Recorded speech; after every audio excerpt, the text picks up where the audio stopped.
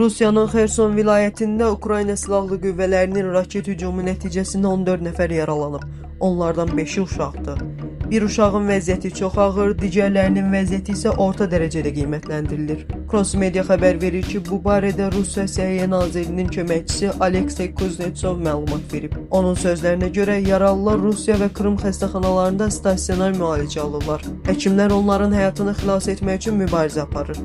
Telemedisina vasitəsilə federal tibb mərkəzlərinin mütəxəssisləri ilə məsləhətləşmələr aparılır. Xatırladaq ki, 1 yanvar tarixində Xerson vilayətinin qubernatoru Vladimir Saldo bildirib ki, mülki şəxslərin yeni il qeyd etdiyi Xorla kəndindəki kafe və mehmanxanaya pilotsuz uçuş aparatı ilə hədəfli zərbə endirilib. Bir PUA yanıcı maddə daşıyıb və nəticədə kafedə yanğın baş verib. Yerli hakimiyyətin məlumatına görə hadisə zamanı 24 nəfər həlak olub. Faktla bağlı terror aktı üzrə cinayət işi açılıb.